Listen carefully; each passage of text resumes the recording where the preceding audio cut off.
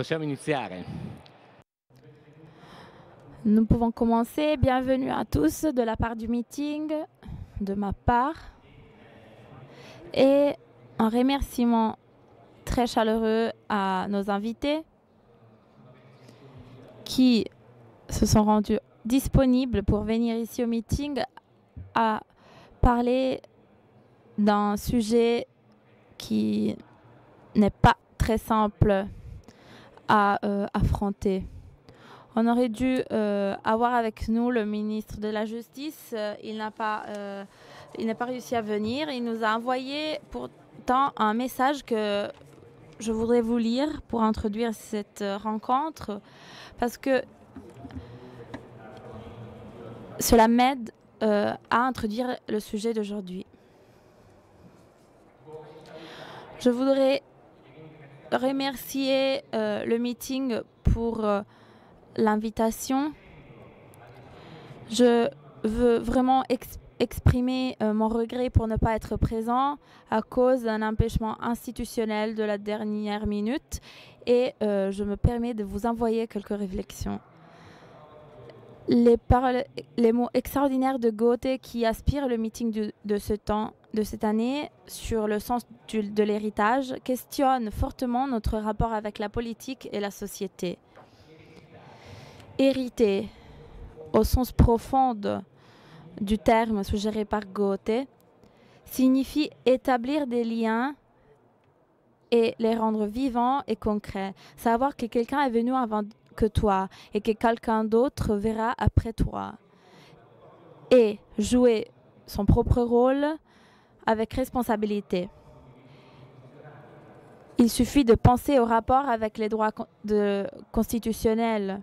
Chaque génération se trouve à les confirmer avec les faits, à montrer concrètement leur mise en place et leur avancement, progressement.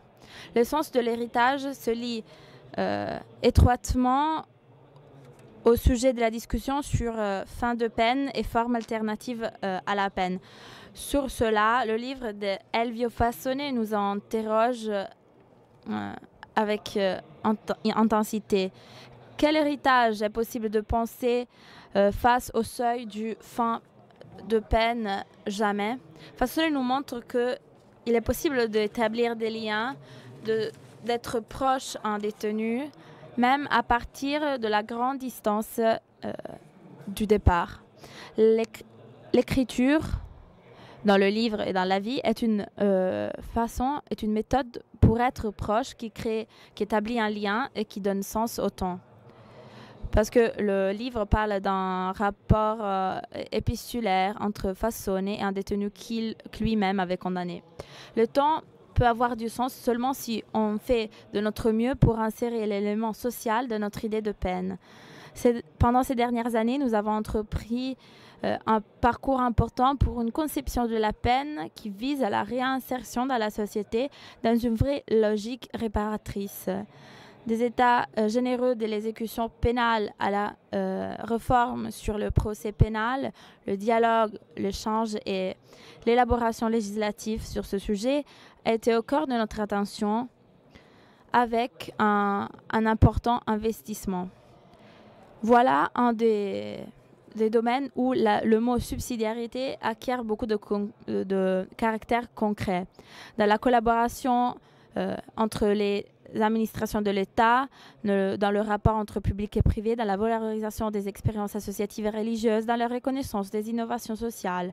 Pour cela, par exemple, nous avons soutenu des expériences innovantes comme l'aspect expérimentation à l'Institut Laurus Cotugno de Turin, l'application des instruments Pay by Result pour la réinsertion sociale et professionnelle des détenus. Le livre de Fassone raconte la force d'une relation qui change le détenu et le magistrat et qui implique fortement le lecteur et les institutions. Il nous exige à changer de perspective, de renverser le regard sur la prison. L'exigence de remplir le temps de la prison avec des parcours sociaux en le transformant dans un temps de retour vers les liens sociaux. Nous pouvons nous rapproprier du sens de la relation seulement avec un parcours qui humanise, que toute notre société doit entreprendre. Voilà la route que le pape François nous a suggérée pendant des rencontres dans les prisons et dans le geste du lavement des pieds et dans ce mot aux détenus. Andrea Orlando, ministre de la Justice.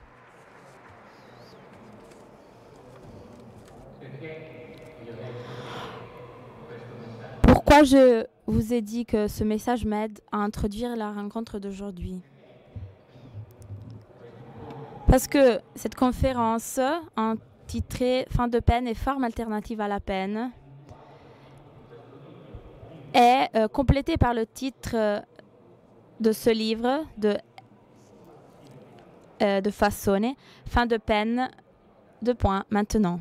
Vous pouvez le trouver à la bibliothèque, dans la librairie ici, au meeting. Ce livre nous a donné un point de réflexion pour cette rencontre. Après avoir lu ce livre que je considère très utile et très intéressant pour les juristes et pour les non-juristes,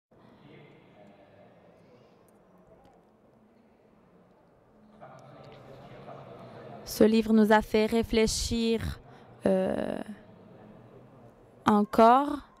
Il a confirmé qu'il est nécessaire dans ce pays de réfléchir, comme on l'a entendu ce matin, à une rencontre animée par Marta Cartavia et ses invités, comment il est nécessaire de réfléchir sur la justice, sur la peine, sur l'exécution de la peine, sur les rapports entre les opérateurs de la justice et les protagonistes même négatifs de la justice, ceux qui ont commis des délits.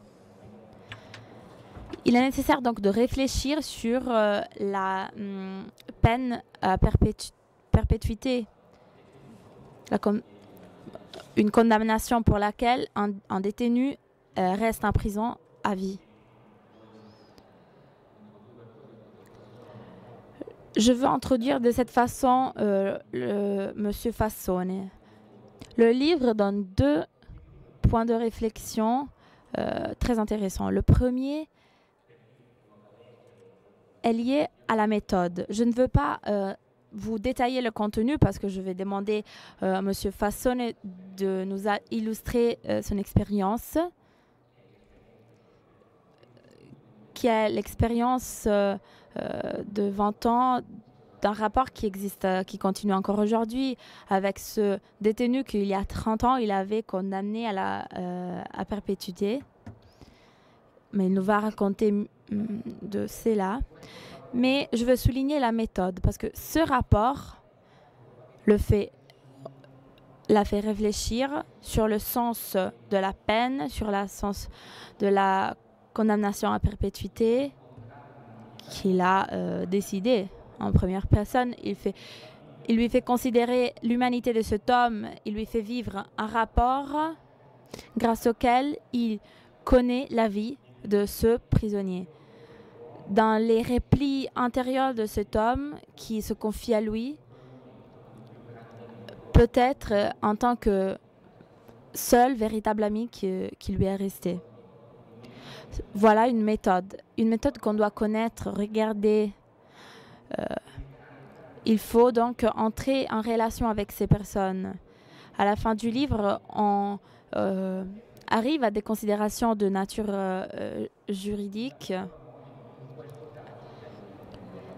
avec des alternatives à la condamnation à perpétuité. Ce détenu qui avait été condamné pour un délit de criminalité organisée, il s'agissait d'une condamnation à perpétuité différente par rapport à la condamnation que vous connaissez normalement. C'est une condamnation prévue pour certains types de délits, de délits sexuels, mafia, attentats, dans le cadre duquel tous les aspects latéraux, donc par exemple les prix pour bonne conduite, ne peuvent pas être permis, autorisés aux prisonniers, sauf après des parcours très longs et difficiles et complexes. Par exemple, pour obtenir la liberté conditionnée, c'est-à-dire la possibilité de rendre nulle la condamnation à perpétuité, après un certain montant d'années, on peut demander la liberté conditionnée si on a fait un parcours excellent de bonne conduite en prison et obtenir la liberté conditionnelle, c'est-à-dire pendant 5 ans, on est sujet à des contrôles très étroits et après 5 ans, on peut devenir libre. Voilà ce qui se passe pour la condamnation à perpétuité ordinaire. Pour d'autres types de condamnation, cela est très difficile et est possible seulement avec la collaboration. C'est-à-dire qu'on arrive à ça seulement en accusant d'autres personnes. Et selon notre code, cela doit être laissé à la liberté absolue de la personne. Voilà une petite description de la différence entre la condamnation à perpétuité ordinaire et non ordinaire. De ce livre, on gagne donc une méthode, connaître de plus près et entrer en relation pour trouver des propositions de modification du système, non pas conçues dans l'abstrait, mais suggérées par l'expérience.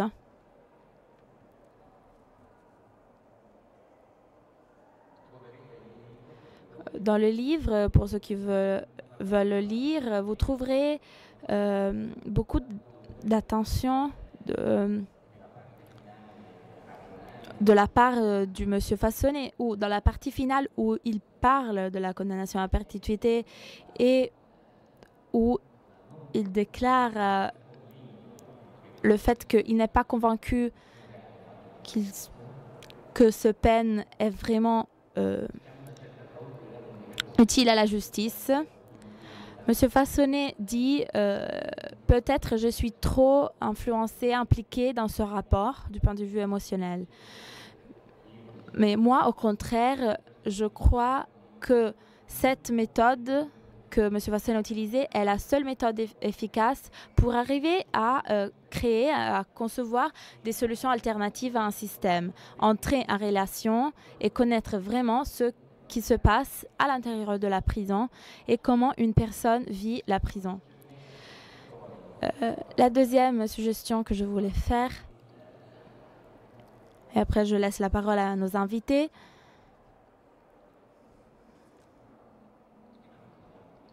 un moment, excusez-moi. Je l'extrais d'une phrase de la fin du livre, une phrase de Silvia Giacomoni. Pour ceux qui étaient présents à la rencontre de ce matin, ce thème est paru plusieurs fois parce que c'est les points focaux qui font la différence que nous voulons mettre au centre. La prison est une peine pour des gestes qui ne devraient pas être commis. Mais la personne n'est pas toute dans un geste qu'elle commet, bon ou mauvais. Si on veut ajouter un caractère chrétien, l'homme n'est pas défini par les péchés qu'il a commis. Le défi qu'on veut relever aujourd'hui est celle-ci. Si on est convaincu du point de vue laïque ou chrétien que l'homme peut changer, que même un criminel qui a fait des gestes cruels peut changer. Nous avons des exemples entre nos amis même. Nous devons avoir l'intelligence, une vision dans le long terme pour organiser des systèmes législatifs du système pénal qui favorisent tout ce qui est dans l'intérêt de tout le monde, de la société, de l'opérateur de la justice, des condamnés, bien évidemment, et je le dis avec un profond respect, même à l'envers des victimes. c'est-à-dire réinsérer dans la société des personnes qui ont compris leurs fautes, qui veulent réparer les mal qu'ils ont commis et qui veulent récupérer les temps perdus pour construire une société meilleure. Des personnes que dans la liberté, qui est le bien le plus précieux que l'on a, dans le temps, seront changées. Je me permets aussi de mentionner un autre événement qui a été mentionné dans le livre Les enfants non, où le protagoniste, Salvatore, envoie une photo de quatre enfants dans une lettre à M. Fassone. Ils m'ont envoyé une photo de 4 enfants du même âge, comme s'ils étaient nés dans la même période. Ils ont un regard de quelqu'un qui a déjà clair que dans sa vie, il faut tout d'abord se faire respecter. Salvatore il m'explique que c'est ses neveux. Le père est en prison et la mère cherche de survivre comme elle peut. Salvatore, le détenu, dit « Il respecte personne, il se plaint. Je devrais être avec eux. Ils m'écouteraient avec de bonnes ou de mauvaises manières, mais je sais que je suis ici fermé et qu'ils entreprendront un parcours négatif. Je sais que je dois les aider, autrement elles vont commettre les mêmes erreurs que moi. Il s'agit donc des personnes qui veulent récupérer les temps perdus et qui peuvent construire une société nouvelle. Voilà le but, l'objectif pour lequel on doit tous coopérer. Je demande donc au professeur Fassone de nous raconter cette très belle histoire parce que c'est vraiment ce qui peut nous expliquer plus qu'autre chose les limites de notre système. On a besoin de ce type d'histoire, des gens qui réfléchissent et qui changent. Qui est M. Fassone? Il était ancien magistrat à Turin, président de la Cour de cassation, parce qu'il s'agit de délits très graves. Il faisait partie du Conseil supérieur de la magistrature. Il était élu dans le Sénat dans la législature 13 et 14, du 96 à 2006. Il est l'auteur de ce très beau livre. Je vous laisse la parole.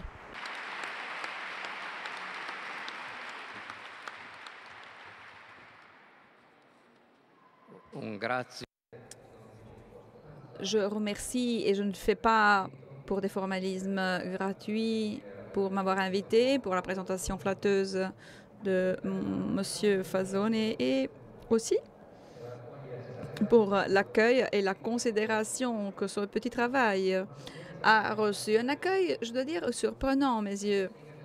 En effet, le livre en soi n'est pas un récit, ou alors si c'est un récit, c'est une toute petite histoire. Cependant, elle a eu une réponse. Ça veut dire que quelque part, elle a touché les cordes des uns et des autres. Alors moi, je ne peux qu'imaginer quelles cordes ont vibré au vu de ce livre. Et j'ai reçu cet accueil aussi dans le cadre des différentes présentations de ce livre en parlant avec les uns et les autres de mes lecteurs. La première considération est la suivante. La durée de cette correspondance. Ce livre a été écrit il y a une trentaine d'années. N'oublions pas que cette correspondance ne fait que continuer. C'est beaucoup de temps, 30 ans. Si vous pensez par exemple que la correspondance entre, que sais-je, les grands personnages de l'histoire, et je pourrais en citer Ah, vous vous rappelez certainement, il y a des correspondances qui durent 10, 15 ans, 20 ans, et ça encore ce siècle dernier. Maintenant, ici, on parle d'une correspondance de 29 ans. Ça veut dire un tiers d'une vie moyenne. Et cette durée de cette correspondance est étonnante, ce qui nous rappelle au fait que la peine de ce monsieur, donc l'emprisonnement, dure depuis plus ou moins aussi 30 ans. Deuxième considération que j'ai reçue de la part des uns et des autres, les deux sujets en question. Un juge d'un côté, un prisonnier de l'autre. Bon, peut-être qu'il y a d'autres exemples de correspondance de la sorte. En l'occurrence, on parle d'un prisonnier qui a reçu une peine à perpétuité et le juge qui l'a condamné à cela et qui l'a accompagné dans le cadre de cette correspondance. Salvatore est encore vivant, Salvatore est encore en prison après 34 ans de prison.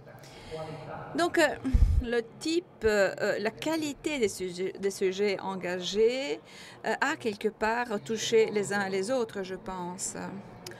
Le troisième élément qui attire les lecteurs, je pense, c'est, que dire, c'est que cette histoire finalement au début était positive, le maximum de positivité qu'on puisse attendre d'un emprisonnement de longue durée. Parce que bon, disons qu'au début, il y a eu une sorte de conversion. Maintenant, je ne parle pas de conversion comme dans l'histoire, on trouve pléthore d'exemples glorieux. Mais disons, une conversion, un geste qui change son regard, sa façon de regarder à l'existence.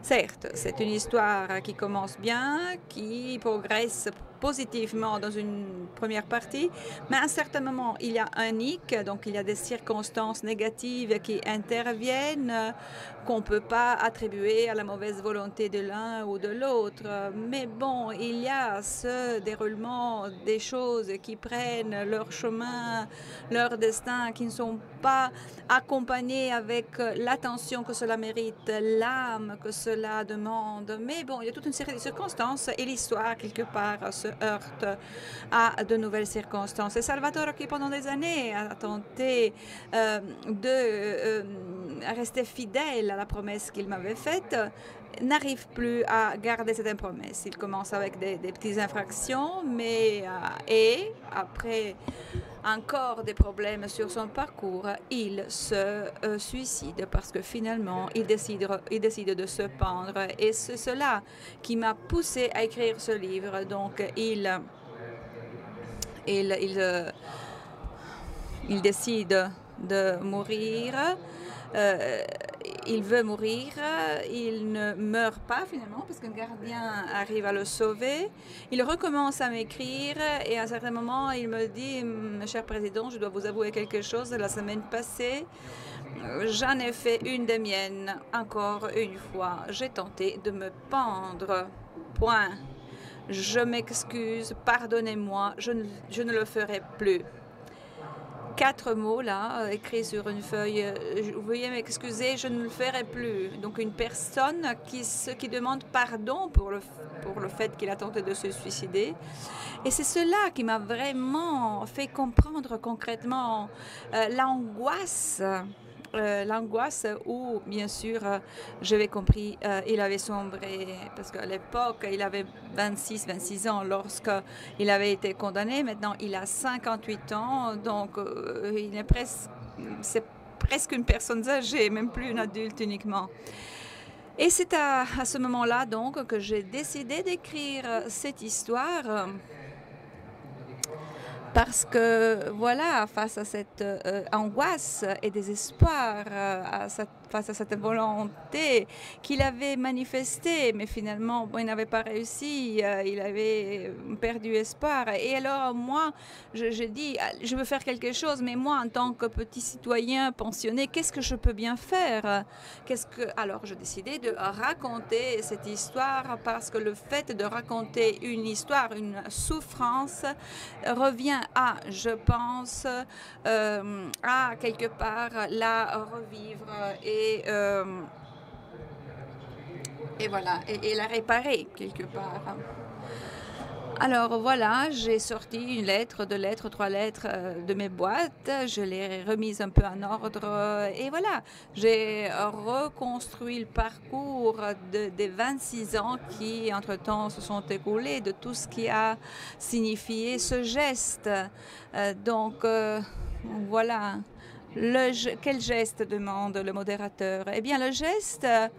C'est moi qui l'avais commis, hein, je vous le dis tout simplement, mais c'est ma femme qui me l'avait suggéré, parce que c'est finalement encore une fois la sensibilité des femmes qui intervient et la fragilité de l'homme est quelque part soutenue par la primauté des femmes. Voilà, alors j'arrive chez moi, j'étais très stressée et finalement ce procès avait été d'ailleurs gigantesque, 242 accusés en chambre de conseil pendant un mois dans une situation vraiment qui était, je dirais, comparable à un emprisonnement. Hein. On ne peut pas sortir de cette salle, on est presque en prison nous-mêmes. Voilà, alors dans ce cadre de stress gigantesque, je me rappelle... J'ai pensé à, si le modérateur me le permet, je voudrais lire les deux passages auxquels j'ai pensé, des lettres dont j'avais mémoire. Salvatore, je voudrais vous le rappeler, était le chef de bande de cette association mafieuse. Donc voilà, 15 meurtres dans son chef, mais il était aussi le point de repère de tout le mal, si vous me permettez cette image, de cet entourage-là.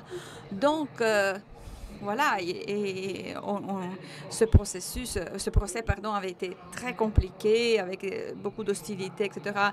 Et je me rappelle qu'il y avait eu un premier épisode aussi qui mérite d'être rappelé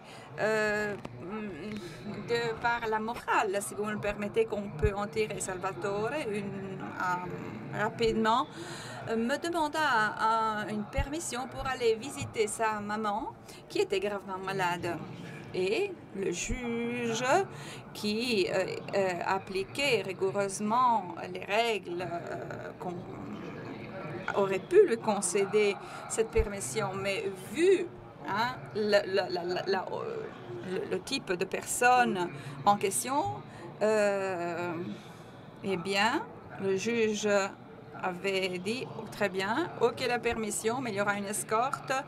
Est-ce que vous avez une mère? C'est vrai que vous avez une mère. Et alors Salvatore qui avait demandé au juge, est-ce que vous avez, vous, votre mère? Et le juge répondit, oui, j'ai une mère et ma mère est malade aussi. Et alors Salvatore répondit, alors ne m'envoyez pas chez ma mère avec des gendarmes à mes côtés. Et le juge fit l'effort de sortir de son rôle. Et son rôle prévoyait l'application des règles et avait même risqué d'un point de vue personnel pour le fait de sortir des règles. L'accusé de son côté alors a fait quelque chose de même encore plus grave, dans ce sens que, bon, sans escorte, sans gendarme, il aurait pu vraiment s'enfuir. Hein. Et voilà que l'accusé sorti de son rôle de délinquant qui avait fait tout ce qu'il avait fait, mais a été rentré correctement. Et j'ai vu sur ses lèvres qu'il me dit de loin, je suis rentré. Voilà un premier exemple, un premier épisode qui m'avait poussé dans mon geste dont je parlais tout à l'heure. Mais il y a un deuxième épisode qui corrobore le geste dont je vous parle, qu'on retrouve quelque part dans la correspondance, est le suivant. Salvatore, on est à la veille du jugement. Il avait déjà passé une vingtaine de mois en prison. Je disais, et Salvatore vient chez moi et me dit, Monsieur le Président, est-ce que vous avez un enfant, vous? Et moi, j'ai répondu, j'ai 3 enfants et l'aîné a plus ou moins votre âge. Et lui, il a répondu, je le sais, Et moi, alors je lui ai répondu, pourquoi tu me demandes alors? Voilà pourquoi je vous le demande. Si votre enfant naissait où moi je me trouve, peut-être qu'à ce moment, c'est lui qui serait en cajole. Et voilà. Et peut-être que si moi j'étais née là où votre fils se trouve, peut-être que moi je serais un avocat et je ferais autre chose. Voilà le message qu'il voulait me transmettre dans son langage nécessairement simple. Et que, voilà, voilà la loterie de la vie, c'est un petit peu ça l'image. C'est-à-dire que, voilà, il y a un billet qui est extrait et Salvatore n'avait pas le bon billet.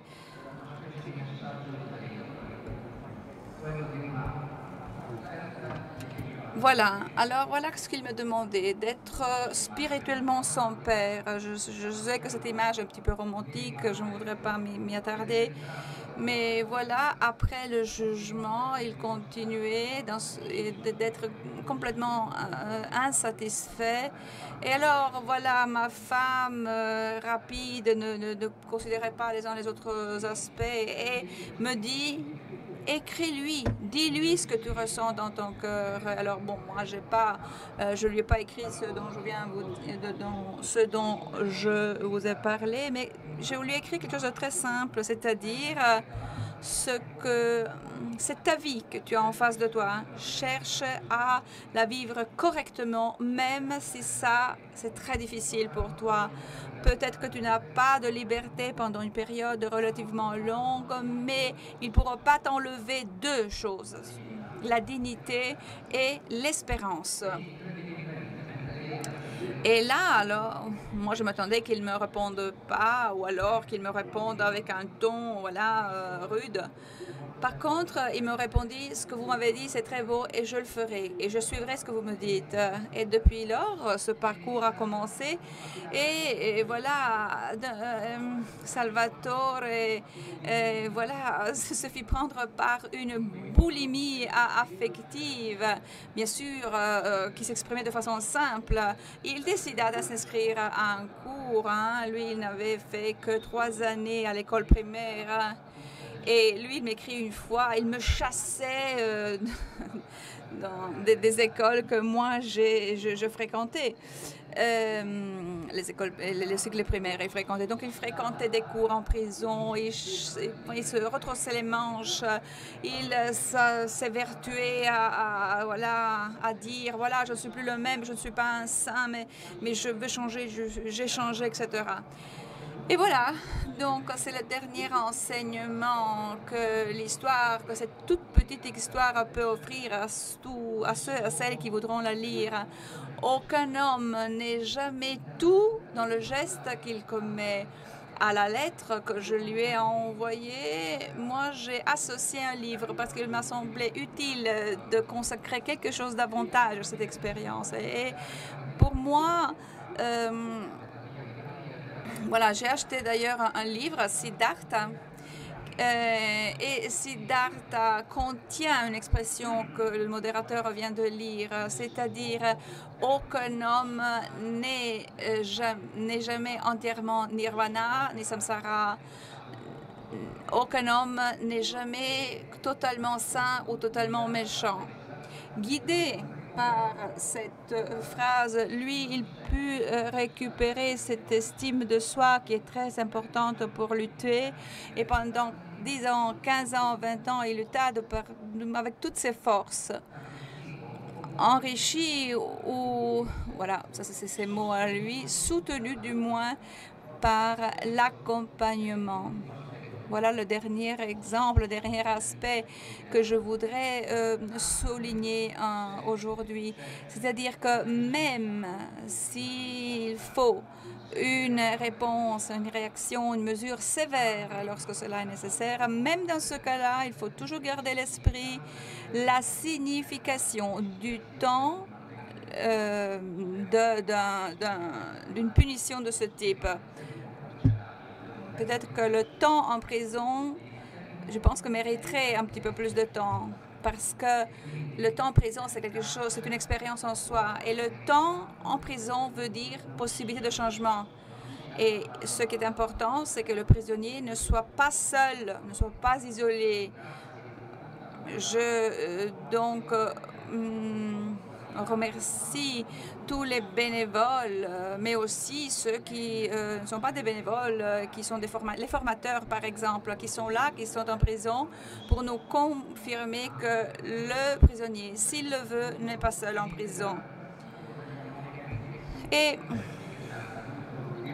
je voudrais lire encore une phrase de Gibran, le poète et auteur libanais, le prophète, 1923. Donc voilà, plus un siècle que ces lignes ont été écrites, mais qui sont encore d'application aujourd'hui.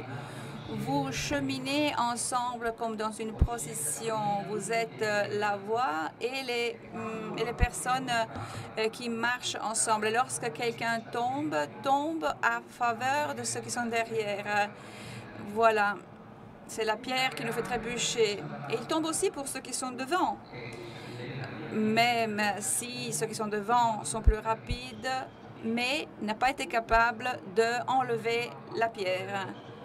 Cet accompagnement, cette prise de conscience de la solidarité de la communauté vexée et de celui qui a commis le crime, qui a vexé, est peut-être la clé et peut-être une possibilité au problème du mal et de la peine.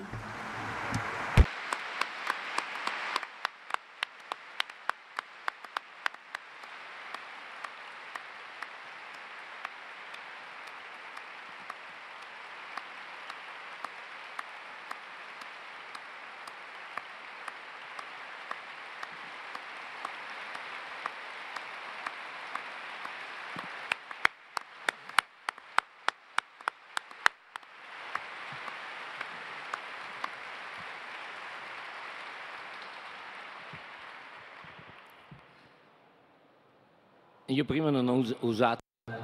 Je voudrais utiliser un adjectif que je n'ai pas utilisé tout à l'heure. Ce livre, pour moi, était émouvant.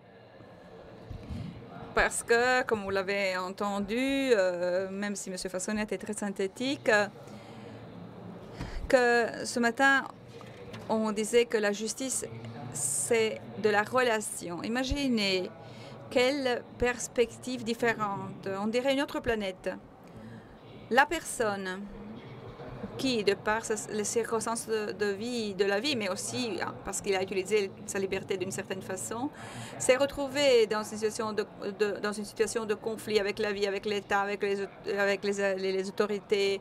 Voilà, 15 meurtres, activités de mafia, etc., qui se confie et qui promet à reprise quelque chose à celui qui l'a condamné, qui l'a condamné.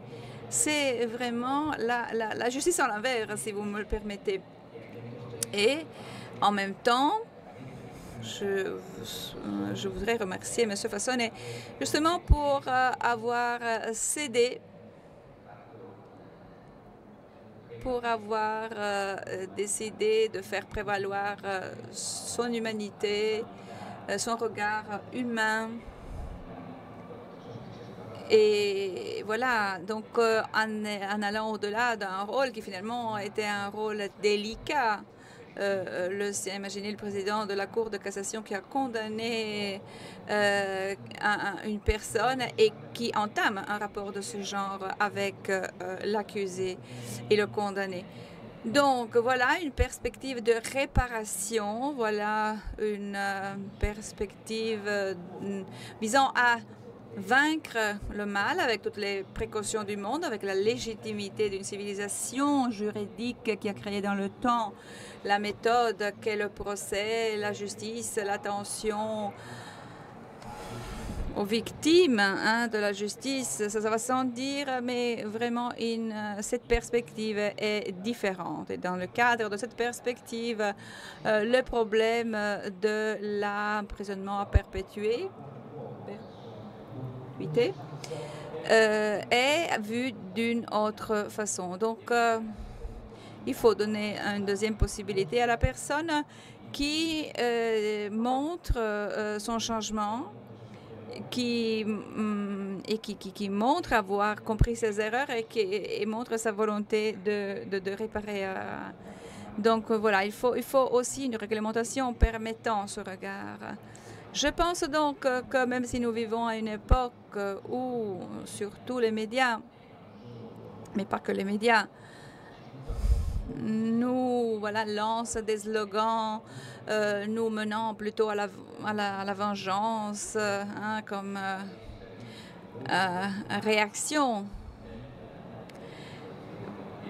aux situations de difficultés auxquelles nous sommes confrontés.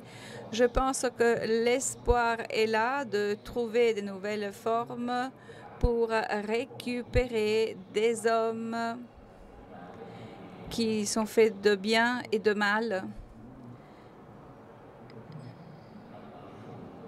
et qui, au fond, sont tous faits de la même chose. Je me rappelle, il y a bien des années de cela, la découverte d'un prisonnier, Joshua. Et lui, il dit, le cœur de l'homme, il y a un même cœur qui bat dans chaque homme. Et c'est ça le point de départ. Je passe maintenant la parole à M. Gerardo Colombo, magistrat, ancien magistrat. Nous nous connaissons depuis des années. On a travaillé ensemble dans le temps. Moi, j'étais très content de me retrouver, Monsieur de Colombo, lorsque moi j'ai interrogé les personnes, parce qu'avec lui, les interrogatoires, se passaient mieux, tout allait mieux.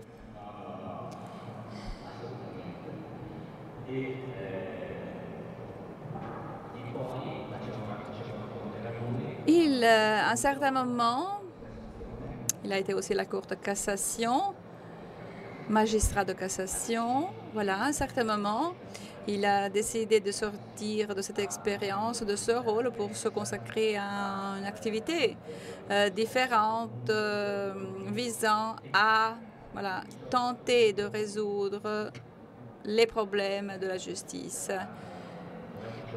Mais bon, je m'arrête là parce que je voudrais que ce soit lui qui nous le raconte brièvement, très volontiers.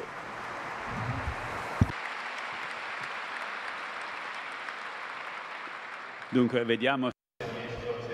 vais voir si j'arrive à être synthétique, parce que j'ai beaucoup de choses à dire. Je suis très content d'être ici pour parler de ces sujets, de ces thèmes. Donc, je vous remercie beaucoup de m'avoir invité. La deuxième chose est que vous avez tous vu la personnalité d'Elvio Fassone. Je le connais depuis 40 ans. Ouais, le temps est passé. Je suis rentrée dans la magistrature en 1974 et on s'est connus tout de suite parce que Elvio était un point de référence important. Il était un maître. J'ai appris beaucoup de choses de lui. Il y en avait d'autres aussi, heureusement. Mais Elvio a toujours été spécial. Il a une grande capacité de regarder au dehors de soi-même, mais aussi à l'intérieur de soi-même. Je suis vraiment touchée du témoignage qu'il nous a livré maintenant, parce qu'il s'agit d'un témoignage d'une grande valeur. Non tous les juges, pas tous les juges ont l'exigence, si tu me permets, Elvio, de commencer un parcours de justice réparatrice. Je pense que ce que tu as fait est un parcours de justice réparatrice. Si je dis des bêtises, tu me le dis tout de suite, Elvio. Il le disait lui aussi, il était stressé par ce procès si long et complexe de son rôle qui l'a amené à condamné beaucoup de personnes à l'emprisonnement à perpétuité. Il y a des personnes qui ressentent le poids de forcer d'autres personnes à rester en prison pour toute leur vie. De même, il y a aussi le poids d'être conscient les autres, tout ce qui entoure le criminel. Rosie, par exemple, la fiancée du Salvatore, a une situation qui ils reçoivent sans faute, sans avoir commis un délit. Donc, il n'était pas bien quand le procès était terminé parce qu'il avait besoin d'être compris de ceux qui avaient subi cette condamnation. Et voilà que le parcours a commencé et qui a commencé à porter les effets qu'un parcours de ce genre est destiné à apporter. Le fait de pouvoir comprendre que devant toi, il y a une autre personne. Les derniers mots que nous font comprendre, j'espère que la personne n'est pas toute dans le geste qu'elle commet. Parce que la vie, c'est une sorte de film. On veut juste regarder un photogramme.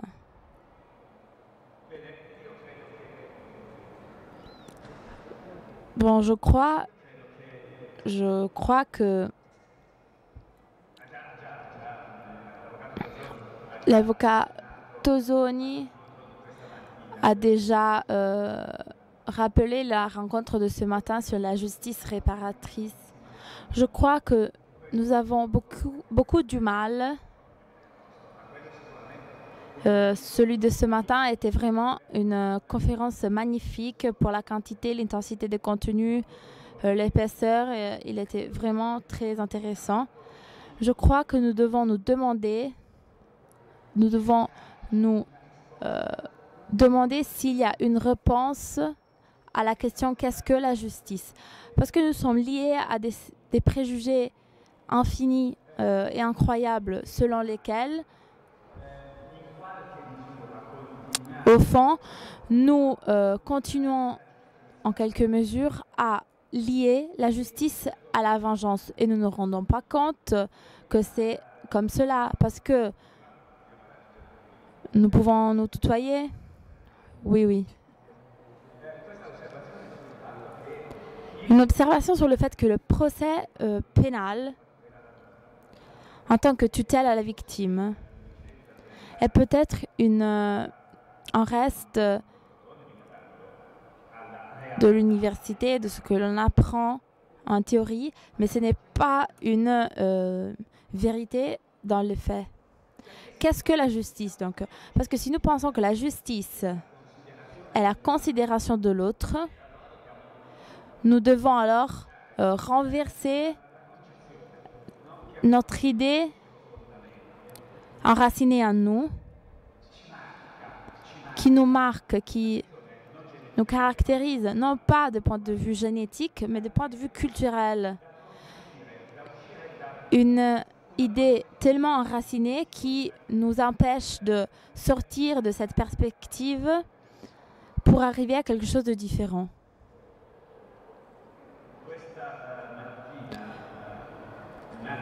Ce matin, Marta Cartabia, en introduisant la conférence, a utilisé un terme, dignité,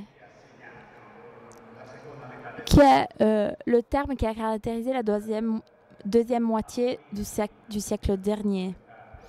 Juste avant le début de la deuxième moitié du siècle dernier, on a reçu une existence différente de la vie ensemble. Jusqu'à ce point-là, on avait comme point de repère essentiel, comme valeur, entre guillemets, essentielle, la discrimination pour toute une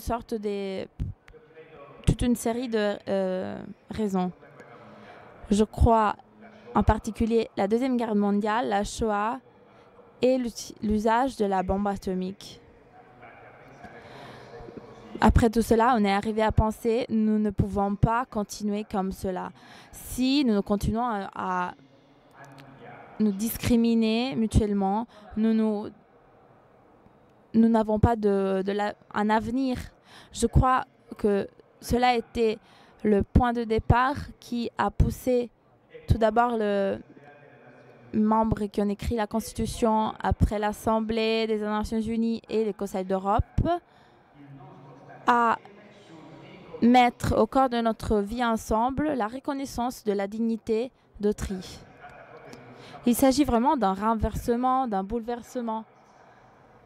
Et alors, essayons d'imaginer, si la justice traditionnelle qu'on a héritée des générations passées avait comme base, comme justification la discrimination, au moment où nous refusons, nous rejetons la discrimination et nous assumons en tant que point de départ la reconnaissance de la dignité de toute personne, nous devons nous poser quelques problèmes, quelques questions. Si, par exemple, c'est possible de continuer d'avoir l'idée et pratiquer la justice qu'on utilisait auparavant. Si vous, je ne sais pas si vous le savez, notre code pénal date du 1930 quand la discrimination dominait, faisait rage. Nous pouvons encore penser que notre code pénal est cohérent avec le bouleversement qui s'est passé de 1946 à quelques ans après, qui a consisté dans le refus de la discrimination et dans la reconnaissance de la dignité universelle. Je crois qu'on doit se poser cette question. Est-ce que notre justice est encore adaptée à cette nouvelle référence? Une justice qui utilise comme réponse naturelle la punition, qui consiste à la négation de la dignité des personnes. Selon moi, je ne sais pas si vous êtes d'accord, c'est pour cette raison que tu étais tellement préoccupé et angoissé. Le fait de devoir chercher, Elvio a cherché le condamné pour trouver une réconciliation. Parce que il se sentait mal. S'il n'avait pas écrit cette lettre en suivant le conseil de sa sage-femme, il aurait souffert. Il se rendait compte qu'il y avait... Il se sentait d'une certaine façon coupable et il se sentait mal pour cela. Et qui pouvait le pardonner, entre guillemets? Seulement lui-même. Voilà le sens de la justice réparatrice. Je crois que cette justice peut coexister avec la justice traditionnelle à la condition que la justice traditionnelle soit enrichie par beaucoup de changements. Tu me diras si je dois terminer. J'ai mis le chronomètre avec mon téléphone. Je ne sais, je veux chercher de m'expliquer. Nous sommes un peu étranges. Nous pratiquons très souvent des systèmes de justice réparatrice dans le domaine de notre vie quotidienne, vers les personnes qui nous entourent. Si un enfant, notre fils, nous fait un tort, nous le rejetons, quelqu'un le punit, et d'autres cherchent de le récupérer. Et plutôt que récupérer le fils, cherchent à récupérer le rapport. C'est-à-dire,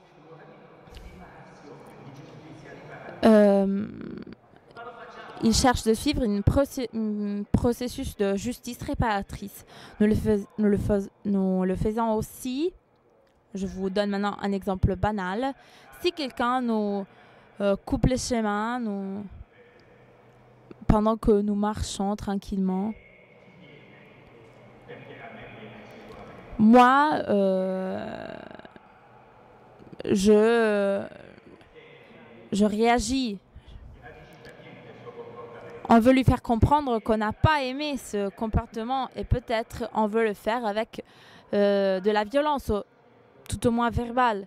S'il se tourne et il demande pardon, il s'excuse, tout cela se calme.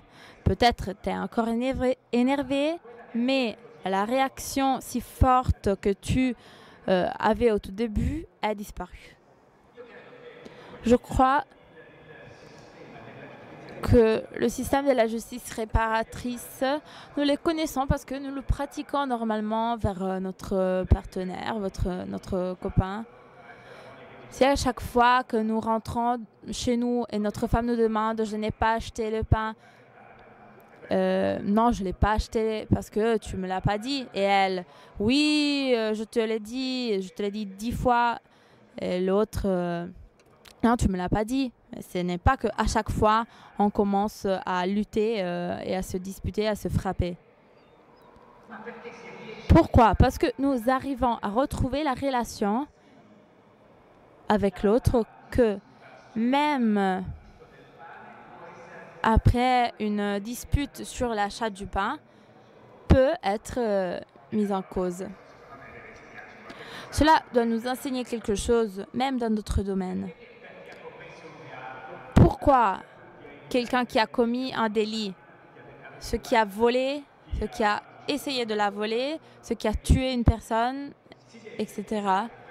Pourquoi, pour ces personnes, nous avons dans l'esprit un cliché selon lequel qui a fait du mal doit subir du mal? Il semble d'être resté à l'époque de Hammurabi. Œil par œil, dent pour dent. Parce que si l'on suit cette règle, le monde restera aveugle. Pourquoi nous considérons légitime une réponse de ce type quand une personne commet un acte, un geste qui contraste avec le code pénal? Je ne veux pas considérer d'autres aspects parce que les délits changent aujourd'hui. Quelque chose est considéré un délit, demain non. Jusqu'à quand la Cour constitutionnelle est intervenue, l'adultère de la femme était un délit. Maintenant, il ne l'est plus. Mais pourquoi nous devons continuer à utiliser cette vision dans ce domaine? Peut-être il y a un modèle profond qui provient de notre culture, même dans d'autres pays, dans d'autres lieux et d'autres domaines, nous voyons la vengeance comme principe fondamental. Mais peut-être il y a aussi quelque chose d'autre. Peut-être la prison est libératoire, au sens que nous sentons sûrs de notre innocence. Si nous voyons que qui est méchant est derrière les portes de la prison, ça veut dire que nous, on n'est pas méchants. Cela nous rassure. Nous avons du mal à penser que nous pouvons nous en passer de la prison. Parce que parfois, c'est difficile de distinguer les biens du mal. Donc, on a besoin de certains éléments externes pour essayer de nous rassurer. Encore une fois. Mais pensez... Combien de minutes? Pensez à comment la situation pouvait changer si l'on suit les lignes de notre Constitution, que dans 5 mois va célébrer 70 ans d'entrée en vigueur. Si ce que la Constitution dit et établit était vrai, ceux qui ont écrit la Constitution est partie d'une phrase: toutes les personnes ont dignité, ils sont importants, ils ont une valeur. Selon cette phrase, les peines ne peuvent pas aller contre le sentiment d'humanité et de dignité. Il ne peut pas y avoir une prison, selon la Constitution italienne, qui ne garantit l'espace vital, l'hygiène, la santé, l'éducation, le travail, l'affectivité, et ainsi de suite.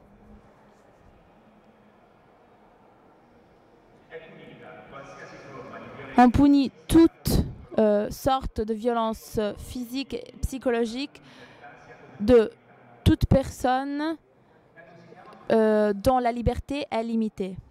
Cela ne s'appelle plus prison. Si la prison était cela, prévu par la Constitution, on pourrait avoir un accord avec la justice réparatrice, parce que la prison serait le moment où qui pourrait être dangereux envers les autres serait empêché de commettre des choses dangereuses. Et ça serait différent. La Constitution parle de prison justement seulement dans une occasion, l'article 13. L'emprisonnement préventif préalable. Mais quand on parle de peine, on ne fait pas une référence explicite à la prison. C'est pour cela qu'on a pu créer des alternatives. Les travaux publics utiles à la société, la liberté surveillée, la liberté conditionnelle, etc. On pourrait imaginer des réponses à la transgression où la prison est effectivement, comme la Constitution le demande, la ratio extrême, c'est-à-dire la dernière mesure où toutes autres mesures sont inadaptées à protéger la société, la collectivité. Et alors, on arriverait à faire coïncider ce qui est résulté du changement de notre point de référence avec ce qui nous sert pour faire en sorte que ce nouveau point de référence soit respecté. Et alors, l'espace pour la justice réparatrice reste et est très beau. Merci.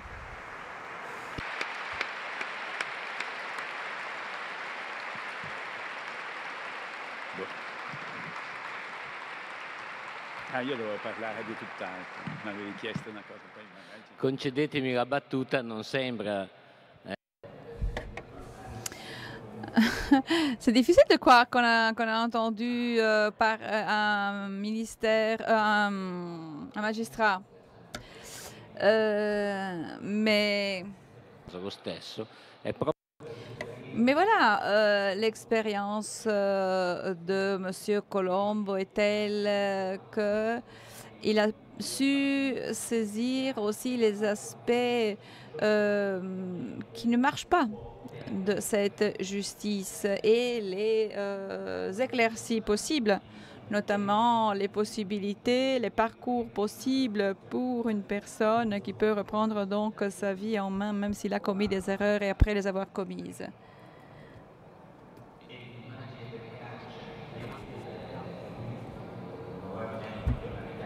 Bon, maintenant, parlons de l'expérience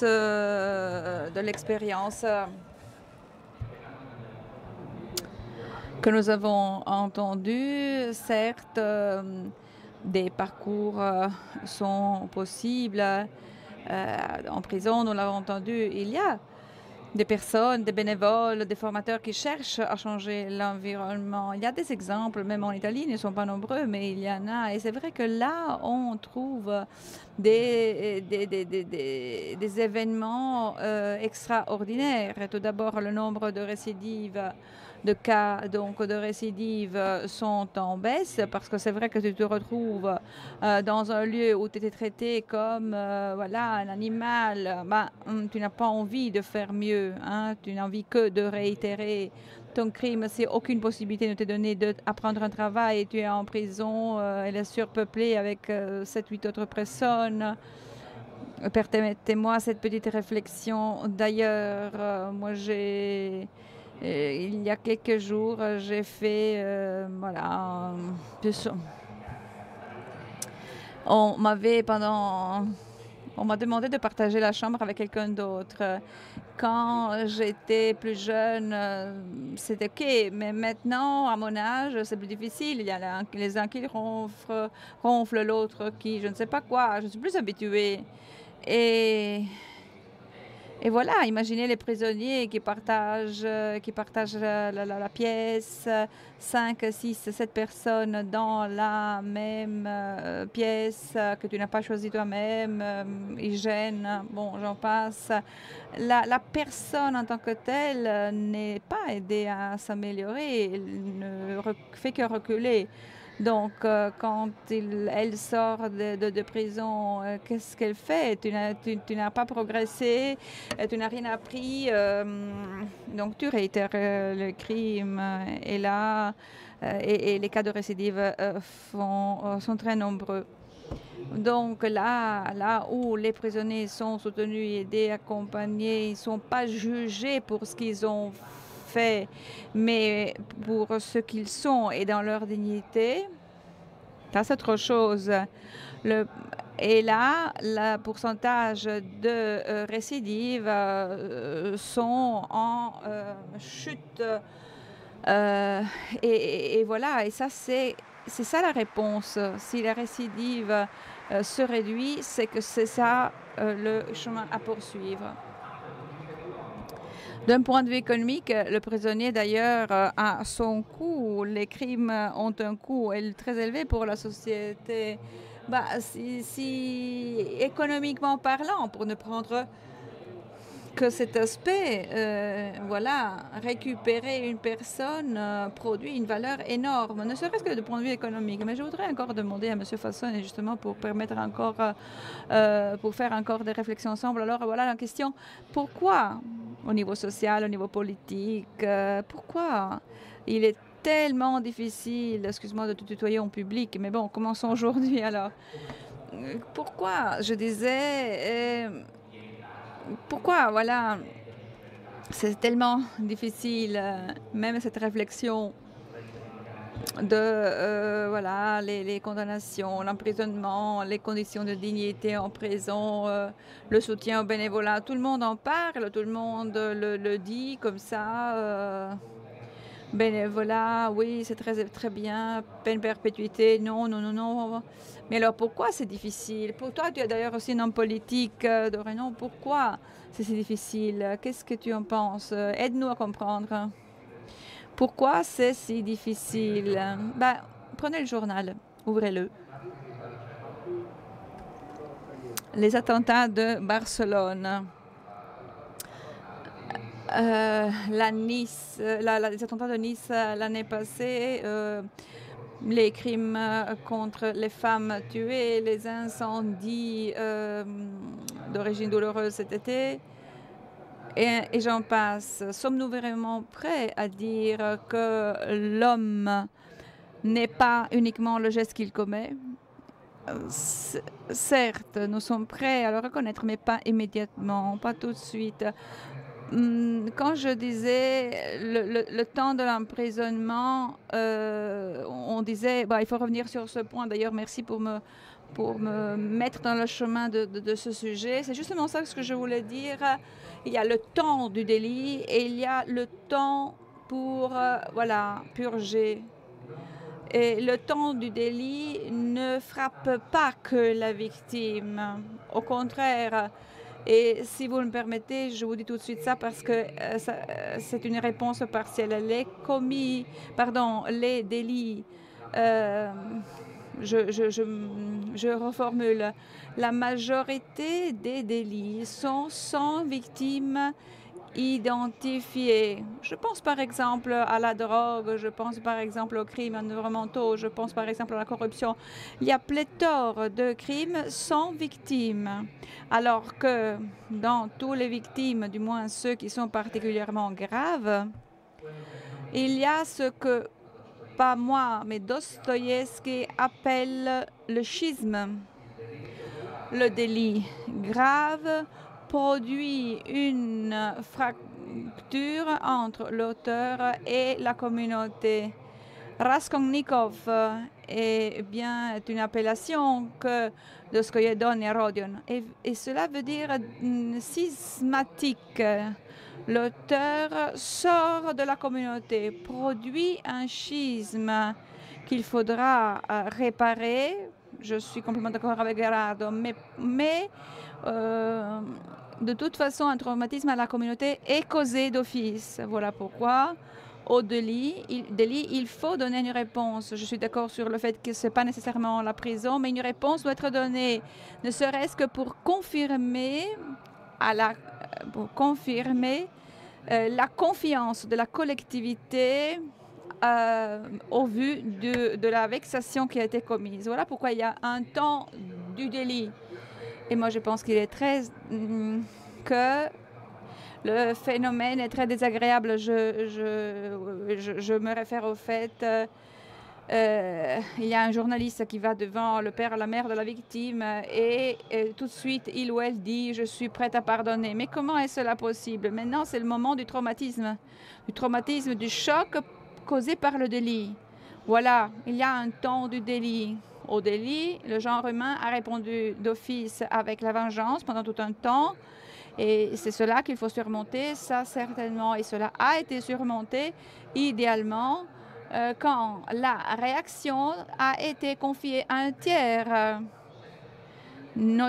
C'est encore mieux si ce tiers vient de la communauté, même de façon idéale. Mais je disais le temps du délit et le temps de la punition. Et à ce moment-là, non pas que le condamné, mais aussi la communauté est impliquée, dans ce sens que le temps nous travaille. C'est inévitable, le temps nous travaille, biologiquement parlant. Chaque jour, les cellules se renouvellent, mais le temps nous travaille surtout au niveau mental. Si nous regardons derrière nous, et nous considérons, mais comment nous étions il y a 10 ans, il y a 20 ans, il y a 30 ans, nous étions complètement différents. Et donc, c'est normal que cela arrive aussi à la personne qui a commis un crime. Voilà pourquoi la communauté qui a besoin d'être confirmée dans ses propres valeurs, qui ont été vexées par un crime, et la récupération de l'humanité dans le chef de condamné doivent pouvoir s'intégrer. Une des formes d'intégration a été illustrée très très bien ce matin et encore cet après-midi par Gerardo et dans son très beau livre sur le pardon responsable. Une des possibilités de récupération de ce schisme est la médiation et dès lors, le pardon. C'est une synthèse très belle. N'oublions pas l'étymologie du mot pardon.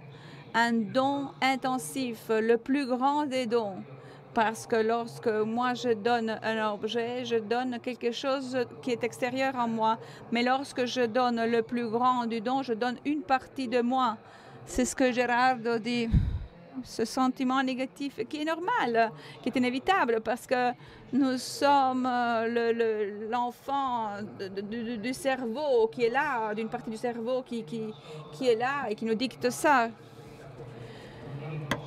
Donc voilà l'impossibilité de l'innocence de l'existence. Nous sommes pris par la violence. C'est ça ce que finalement nous avons appris lorsque nous sommes arrivés à l'ère des organismes pluricellulaires. Nous avons eu besoin de manger et de ne pas être mangeants. Et ça, c'est instinctif. Donc les instincts que nous avons développés il y a 500 millions d'années sont encore là dans notre cerveau. Mais nous avons également mûri l'idée de l'évolution, de notre évolution. Et donc nous devons suivre le parcours du condamné, du coupable. Hein? Et donc, aucun homme n'est pas tout dans le geste qu'il commet et aucun homme n'est jamais nécessairement égal à soi-même. Cette justice de réparation, comment peut-on l'étendre de sorte à ce qu'on puisse couvrir le pourcentage de situations graves, de délits graves, qui ne permettent pas une rencontre entre ceux qui ont vexé la communauté et les vexés. Et on sait que ce nombre de crimes est encore élevé. Je pense qu'il faut passer par le mythe de Caïn avec une nouvelle et moderne interprétation. Je sais que le public qui m'écoute en ce moment est particulièrement sensible à ces sujets et donc à ces genres de sources. Caïn est un mythe. C'est bien le mythe d'une justice différente qui, en soi, berce le concept de justice de réparation. Parce que si nous analysons d'une façon moderne de ce mythe de la Genèse 4, nous pouvons dire qu'il y a des séquences, des petits passages. Le premier passage est la contestation de la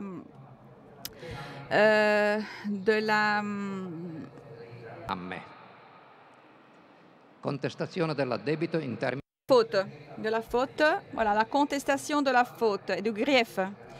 Voilà, tu as fait quelque chose de très grave. Deuxième passage, admettre qu'on a fait une erreur, qu'une faute a été commise.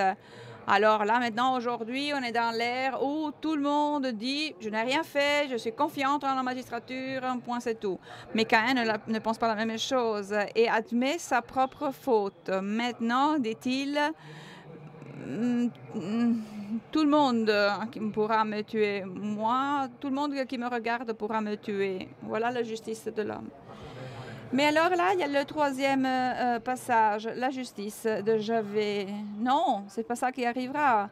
Toi, tu partiras, tu traîneras, tu erreras, mais moi, je mettrai un signe sur toi et tous ceux qui te verront ne vont pas te tuer parce que s'ils te tuent, bien, ils seront punis 7 fois plus. Donc, la justice de Javé est supérieure à la justice humaine.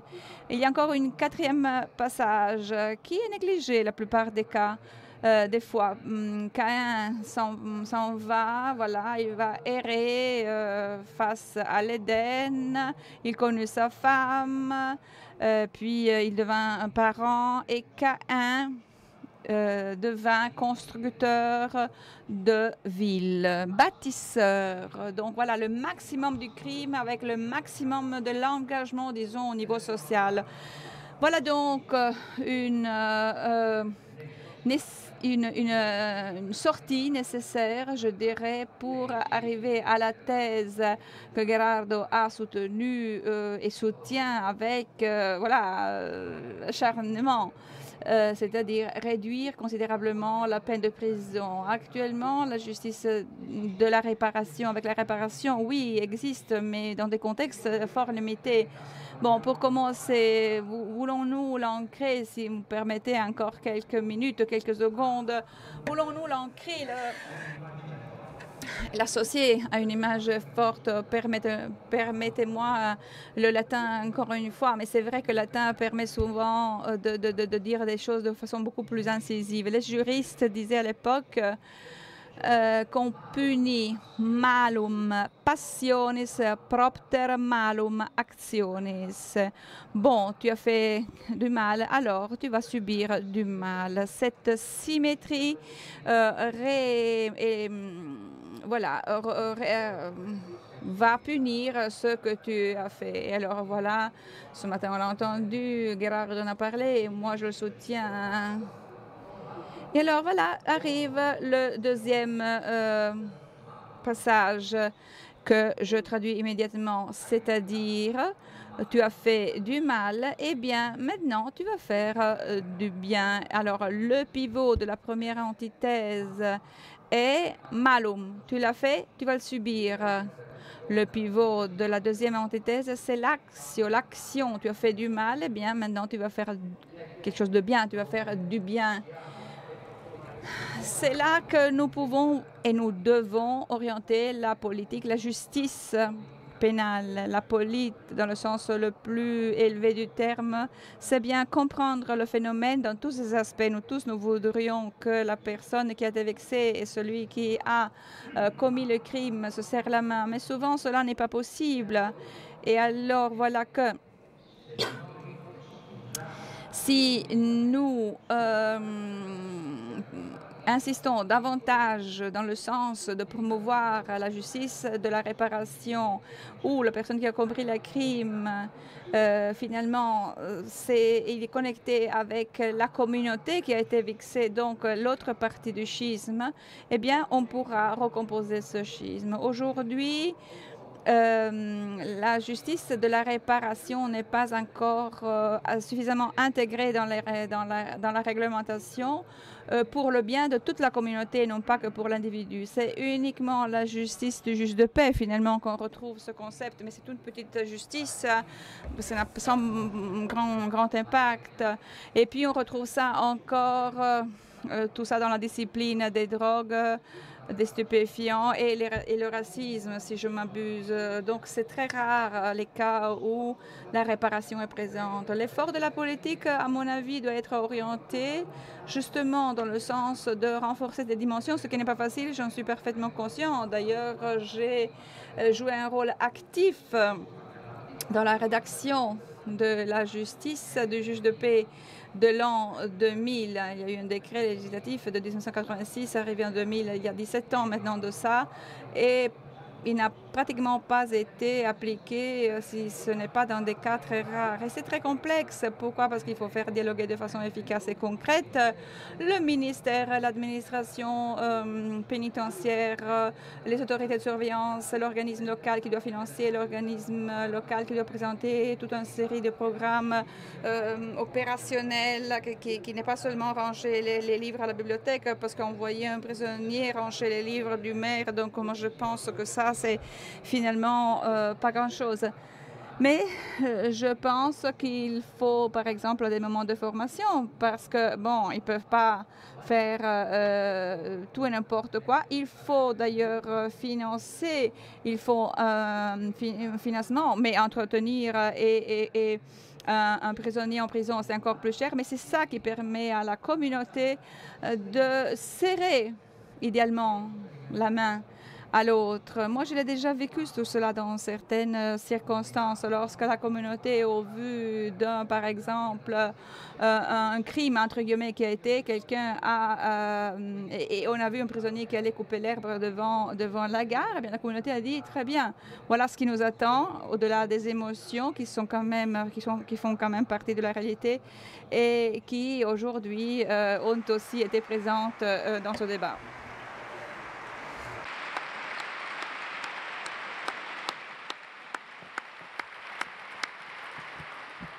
Do la parola ancora per 5 minuti a... Je laisse la parole à Gerardo Colombo. Vous aurez que 5 minutes parce que les temps sont serrés. Et après, je veux souligner quelques points de réflexion pour conclure notre conférence. Nous avons parlé d'expiation, de temps du pardon. Tu peux dire ce que tu veux, mais j'aimerais bien comprendre de ton expérience passée, pourquoi de ce système que tu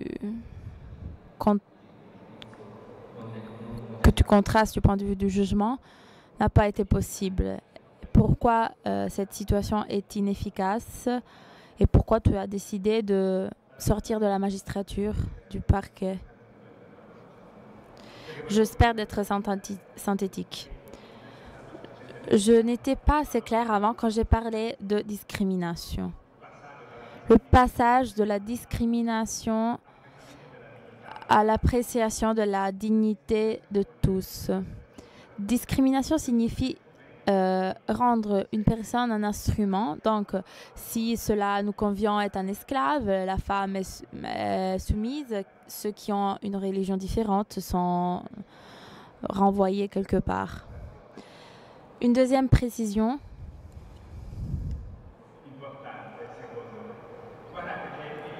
Selon moi importante. Le parcours de justice réparatrice est un parcours qui coûte cher. Parfois, il coûte plus cher que la souffrance que l'on subisse en prison. La justice réparatrice coûte en tant que effort personnel, fatigue personnelle pour aller à l'encontre de l'autre. Admettre sa propre faute n'est pas simple. Et maintenant, je reviens à ta question. J'ai fait un parcours avant. L'avocat Tosoni, avant, m'a dit que j'ai changé. J'ai travaillé dans le domaine pénal pendant 33 ans. J'ai eu différents rôles. Et à un moment donné, quand il y avait beaucoup de délits où on donnait des peines de 22 ans de prison.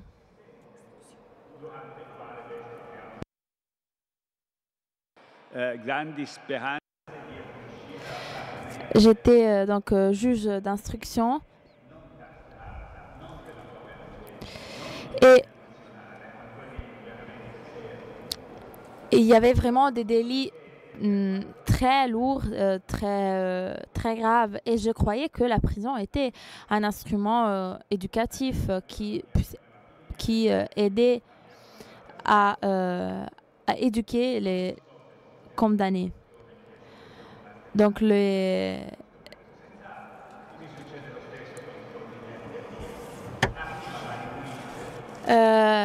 dans cette période, il y avait un procès très important, très célèbre en Italie, très complexe, manipulé et main propre. Et au final, on s'est rendu compte que ce système n'était efficace pour rendre justice. J'ai commencé que la justice fonctionnait très mal et je suis sortie de la magistrature quand la justice peut-être fonctionnait encore pire. J'étais comme un plombier qui ouvre le robinet et il n'y a pas d'eau. Le plombier commence à travailler, il change les tuyaux et tout. Il n'y a rien à faire, l'eau n'arrive pas. Alors il pense peut-être il y a quelque chose à regarder au-delà du robinet. Il suit tous les tuyaux, il arrive à la cave et voit le robinet central qui amène l'eau à tous les robinets de l'immeuble. Il travaille, mais à la fin, il ouvre le robinet dans la cuisine et l'eau sort. Pendant 33 ans, j'ai travaillé dans le robinet de la cuisine. Et je faisais beaucoup d'efforts, mais la justice ne fonctionnait pas. Peut-être je me suis demandé, il y a quelque chose à regarder au-delà des palais de justice, des tribunaux, de cours d'appel, les accusés, les magistrats, les condamnations. Et alors, j'ai trouvé le robinet central, c'est-à-dire la relation entre nous et les règles. Si nous ne les comprenons pas, si nous n'arrivons pas à comprendre la raison de ces règles, les règles qui mettent au cœur notre personne, la justice ne fonctionne pas et on fait des désastres. Le problème est tout d'abord un problème de mentalité. Après, ensuite, il y a l'administration de la justice qui doit être générée par une mentalité. Je vivais beaucoup de difficultés comme toi, mais à chaque fois, c'était un drame. Très souvent, quand j'étais un juge exécutoire, un juge d'instruction, je rencontrais des femmes qui me demandaient la permission de parler avec son homme qui était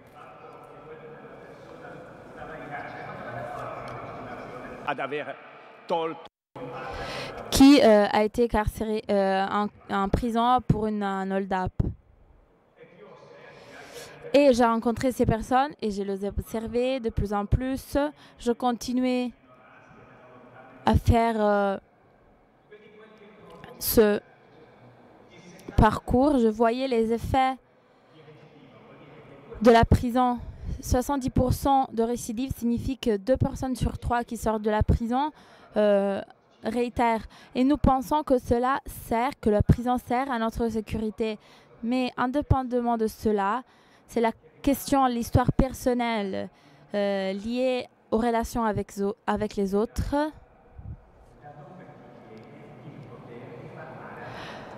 C'est d'où vient le pouvoir de blesser les autres. Parce que rompre des relations signifie faire du mal. C'est pour cela que je vous invite à réfléchir pour voir si, avec le temps, je ne dis pas que demain on peut tout changer, mais attention, il faut qu'on ait une destination, un objectif clair.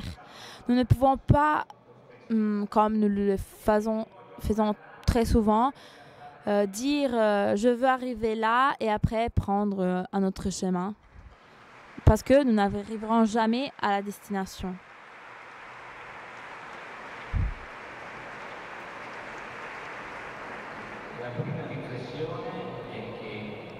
Ma première réflexion est qu'il faut avoir un objectif, il faut avoir un but commun.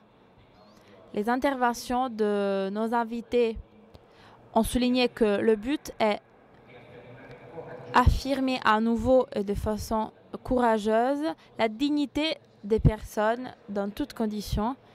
Cela est vraiment ce qui nous unit, laïcs, religieux. Et ensuite, chacun est appelé à s'engager. Je vais vous inviter avec les mots du pape François. Il s'agit de peu de mots que nous ne pouvons pas oublier. Tous chrétiens et tous les hommes de bonne volonté sont appelés aujourd'hui à lutter, non pas seulement pour l'abolition de la peine de mort, il parlait donc à niveau international, légal ou illégal dans toutes ses formes, mais aussi afin d'améliorer les conditions carcérales pour la dignité humaine, pour les personnes dont la liberté a été privée. Je le lis avec la condamnation à perpétuité. Dans les règles du Vatican, la perpétuité n'existe plus. Il s'agit d'une peine de mort cachée. On est tous invités à travailler pour que ce que l'on a vu cet après-midi puisse devenir réalité. Je dois vous donner une annonce. Comme vous savez, le meeting se construit grâce au bénévolat et les coûts sont nombreux. Donc, je vous invite à donner beaucoup ou peu d'argent, une petite contribution au kiosque qui récite « Donnez maintenant ». Merci à vous et bonne soirée.